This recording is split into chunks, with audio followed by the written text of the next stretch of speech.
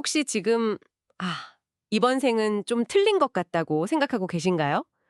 가진 건 없고, 나이는 점점 들어가고, 다른 사람들은 다 저만치 앞서가는 것 같은데, 나만 제자리인 것 같은 그런 기분이요. 네, 그런 기분이 들 때 우리는 꼭 자기 전에 온갖 이유를 탔죠. 뭐 집안 환경이 별로라서, 내가 머리가 나빠서, 아니면 그냥 운이 없어서. 사실 심리학에서는 이런 상태를 학습된 무기력이라고 불러요. 학습된 무기력이요? 네, 몇 번 실패를 겪고 나면 뇌가 아예 난 뭐래도 안 되는구나 하는 회로를 만들어버리는 거예요. 마치 어릴 게 묶여있던 쇠사슬이 풀렸는데도 다 큰 코끼리가 도망갈 생각조차 못하는 것처럼요. 스스로 만든 보이지 않는 감옥에 갇히는 거군요. 와, 이거 정말 많은 분들이 공감하실 것 같아요. 그런데 만약에요, 지금 여러분을 괴롭히는 그 최악의 조건이 실은 역사상 가장 위대한 반전 드라마를 위한 완벽한 무대 장치라면 어떨까요? 아주 흥미로운 관점이네요. 그럼 제가 한 남자의 이력서를 한번 들려드릴게요. 물론 이름은 잠시 가리고요. 이력서요? 네, 어떤 스펙일지 궁금한데요. 이 사람이 어떤 인생을 살았는지 한번 들어보세요. 우선 첫 직장을 구한 나이라 32이에요. 32이요? 네. 당시 평균 연령을 생각하면 아주 늦은 나이죠. 그렇게 겨우 사회생활을 시작했는데 그마저도 14년 동안이나 아무도 가고 싫어하는 변방 오지마을만 돌았어요. 14년 동안이요? 네. 그러다 조직 내 모함에 빠져서 감옥까지 갔다가 백의종군이라는 이름으로 모든 걸 잃고 맨 밑바닥까지 떨어졌죠. 마지막에 그 사람 손에 남은 건 낡아빠진 배 12척이랑 겁에 질린 병사들 뿐이었어요. 잠깐만요. 아니, 듣기만 해도 숨이 턱 막히는데요. 32의 첫 취업, 14년 동안 지방 근무, 심지어 모함으로 투어까지. 이 정도면 보통 우리가 말하는 망한 인생의 거의 전형적인 모습 아닌가요? 객관적으로 재기가 불가능해 보이는데요. 그렇죠.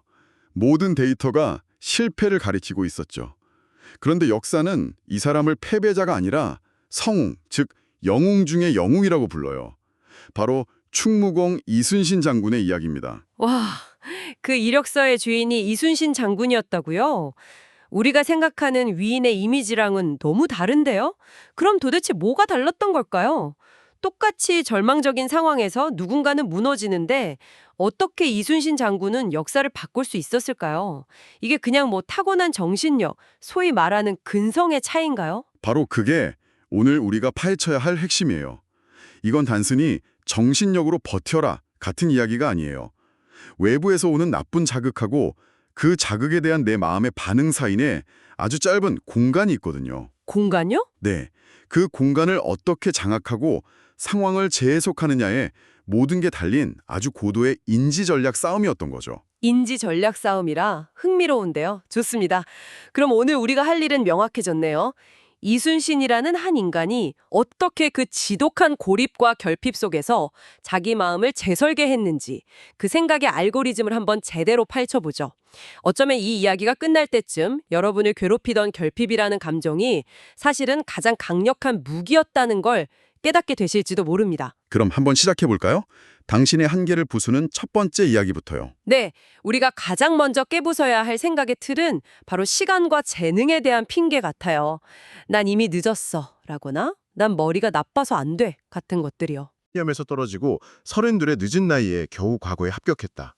조선시대의 평균 수명을 생각하면요. 32의 합격은 지금으로 치면 거의 40 중반의 대기업 신입사원으로 들어간 거나 마찬가지예요. 40 넘은 신입사원이라니. 와, 상상만 해도 정말 아찔한데요. 요즘 기준으로도 엄청난 도전인데 말이죠. 이걸 심리학자 캐럴 드잭의 이론으로 보면 성장 마인드셋의 완벽한 예시예요. 성장 마인드셋이요. 네, 대부분의 사람들은 자기 재능이나 지능이 딱 정해져 있다고 믿어요. 이걸 고정 마인드셋이라고 하죠. 그래서 난 머리가 나빠 라고 스스로 단정짓는 순간 뇌는 정말로 노력을 멈춰버려요. 어차피 안 될 텐데 뭐하러 했어 하면서요. 아, 그거 자기 충족적 예언이라는 말이 떠오르네요. 내가 나 자신에게 넌 안 될 거야 라고 계속 말하면 결국 정말로 안 되는 방향으로 행동하게 된다는 거예요. 맞아요. 바로 그거죠. 하지만 이순신 장군에게 과거 낙방은 실패라는 낙인이 아니었어요. 그저 데이터였을 뿐이죠. 아, 내가 이 파트의 공부가 부족했구나. 다음엔 여길 보완해야겠다. 이렇게요. 자신의 부족함을 냉정하게 파악하는 능력, 즉 메타인지가 아주 높았기 때문에 늦었다는 사실에 조급해하지 않을 수 있었던 거예요. 그러니까 늦었다는 걸 뒤처졌다고 해석한 게 아니라 더 단단한 뿌리를 내릴 시간을 벌었다고 관점을 완전히 바꾼 거군요. 정확해요. 마치 대나무가 땅 위로 솟아오르기 전에 한 5년이라는 시간 동안 땅속에서 조용히 뿌리만 수백 미터를 내리는 것처럼요. 눈에 보이지 않는 그 인고의 시간이 있었기에 아무도 꺾을 수 없는 거목이 달 수 있었던 거죠. 알겠습니다. 나는 늙었다, 재능이 없다는 핑계는 사실 마음가짐의 문제였군요. 그런데 이런 건 어떨까요? 마음의 문제가 아니라 정말 현실적인 문제예요. 많은 분들이 나는 돈이 없어서, 배경이 없어서 안 돼 라고 생각하시잖아요.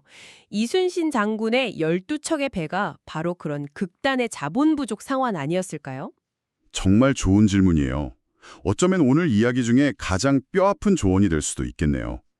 이 환경과 자본 탓에 대해 장군은 이렇게 말해요. 자본이 없다고 절망하지 말라. 나는 빈손으로 돌아온 전쟁터에서 12척의 낡은 배로 133척의 적을 막았다. 보통 이 대목을 들으면 다들 와, 정말 대단한 정신력이다 하고 감탄만 하고 넘어가잖아요. 그런데 왠지 그 안에는 단순한 정신력 이상의 어떤 비밀이 숨어 있을 것 같아요. 뭐랄까 물리학 같은 거요. 맞아요. 눈치가 빠르시네요. 여기엔 아주 차가운 물리학 법칙이 숨어 있어요.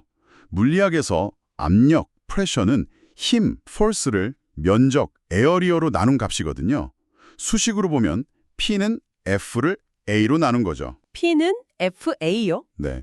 이게 무슨 말이냐면 똑같은 힘을 주더라도 그 힘이 닿는 면적이 좁아질수록 압력은 상상 이상으로 강해진다는 거예요. 아, 널쩍한 망치머리보다 뾰족한 송곳 끝이 훨씬 아픈 것처럼요? 바로 그거죠. 알 것 같아요. 그러니까 133척의 일본 수군은 힘 자체는 강했지만 그 힘이 넓은 바다라는 면적에 분산되어 있었던 거고? 그렇죠. 반면에 이순신 장군은 오직 12척밖에 없었죠. 즉 힘을 집중시킬 면적이 극도로 좁았던 거예요. 장군은 이 절대적인 약점을 오히려 집중의 힘으로 역전시킨 거죠. 물살이 가장 거센 울돌목이라는 좁은 길목으로 적들을 유인해서 12척이 가진 모든 에너지를 마치 레이저처럼 한 점에 집중해서 쏘아버린 거예요. 와, 이건 그냥 용감하게 싸운 게 아니라 제약 조건 자체를 무기로 활용한 천재적인 전략 설계였네요.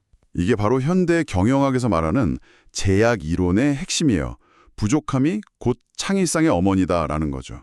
우리는 흔히 돈이 없어서, 시간이 없어서, 사람이 없어서 못한다고 하지만 오히려 모든 것이 풍족할 때 생각이 게을러지고 나태해지는 경우가 훨씬 많아요. 듣고 보니 그런 사례가 있네요. 앨런 머스크가 기존의 10분의 1 비용으로 로켓을 쏠 수 있었던 것도 나사처럼 예산이 무한정 있었던 게 아니라 오히려 돈이 부족했기 때문에 상상도 못할 효율적인 방법을 찾아낸 거라고 하더라고요. 바로 그거예요. 자, 그럼 이 질문을 청취자분들께 드리고 싶어요. 지금 당신이 가진 결핍은 무엇인가요? 돈이 부족한가요? 인맥이 없나요? 그걸 불행의 증거라고 생각하지 마세요. 어쩌면 그게 당신의 에너지가 흩어지지 않게 꽉 붙잡아주는 신이 내린 압축기일지도 몰라요. 12척은 절망의 숫자가 아니라 기적을 만들기에 가장 완벽한 숫자였던 거죠. 결국 상황 자체가 나를 망가뜨린 게 아니라 그 상황을 어떻게 해석하느냐가 내 발목을 잡았다는 걸 인정하는 데서부터 모든 변화가 시작되는 거군요. 맞습니다. 결핍을 저주가 아니라 나를 더 강하게 집중시켜줄 도구로 재정의하는 것. 그게 모든 반전의 시작이에요. 네, 결핍을 무기로 만드는 법까지 배웠습니다. 이제 마지막으로 이 모든 걸 완성하는 승리의 법칙이 남았다고 들었어요. 네, 바로 역설의 이야기예요. 이순신 장군의 가장 유명한 말이기도 하죠. 죽고자 하면 살 것이요, 살고자 하면 죽을 것이다. 사실 이 말은 죽고자 하면 살 것이다 같은 군대식 구호처럼 들릴 때가 많았거든요. 그런데 이것도 다른 의미가 있나요? 훨씬 깊은 의미가 있어요. 이건 심리학에서 말하는 영노력의 법칙을 완벽하게 꿰뚫어본 통찰이에요. 작가 올더스 헉슬리가 이런 비유를 했어요. 물에 빠졌을 때 살려고 발버둥 칠수록 몸은 더 깊이 가라앉는다. 오히려 힘을 빼고 몸을 물에 맡길 때 비로소 몸이 뜬다. 아, 그거 뭔지 너무 잘 알 것 같아요. 중요한 발표를 앞두고 절대 실수하면 안 돼. 라고 막 생각할수록 더 긴장해서 망치잖아요. 오히려 에이, 좀 차리면 어때? 하고 마음을 비우는 순간 긴장이 풀리면서 더 잘 되고요. 바로 그거예요. 현대인의 삶이 고통스러운 이유가 아이러니하게도 너무 잘 살려고 애쓰기 때문이에요.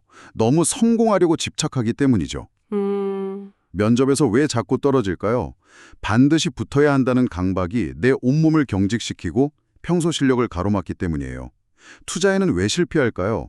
절대 돈을 잃으면 안 된다는 공포가 이성적인 판단을 흐리게 만들기 때문이죠. 결과에 대한 집착에 오히려 과정을 망치는 셈이네요. 이순신 장군은 그걸 본능적으로 알았던 거예요.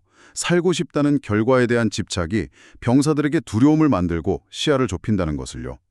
반대로 그래, 여기서 최악은 죽는 것밖에 더 있겠나? 하고 결과를 완전히 내려놓는 순간 인간은 두려움으로부터 자유로워지고 극한의 몰입 상태에 들어갈 수 있어요. 두려움이 사라진 자리에는 오직 차가운 이성과 폭발적인 실행력만 남게 되는 거죠. 무언가를 간절히 원한다면 역설적이게도 그 결과로부터 자유로워져야만 내 능력이 100% 발휘된다. 정말 중요한 지점이네요. 그리고 이 역설의 미학은 장군의 마지막 유언에서 완성돼요. 싸움이 급하니 나의 죽음을 알리지 말라. 이 유언 말씀이시죠. 네, 심리학자 메슬롱은 인간 욕구 단계의 최고점을 자아 실현이라고 했지만 말년에 여기에 한 단계를 더 추가했어요. 한 단계를 더요? 네, 바로 자기 초월이에요. 나라는 개인의 생존, 즉 에고를 넘어서서 더 큰 목적을 위해 나 자신을 기꺼이 지우는 단계죠. 나를 넘어선 단계라 죽는 그 순간에도 나라는 개인의 죽음이 아니라 전쟁의 승리라는 더 큰 그림을 보고 있었다는 거군요. 맞아요. 리더가 자기 자신보다 조직과 공동체의 목표를 우선할 때 그 조직은 죽음을 초월하는 힘을 얻게 돼요.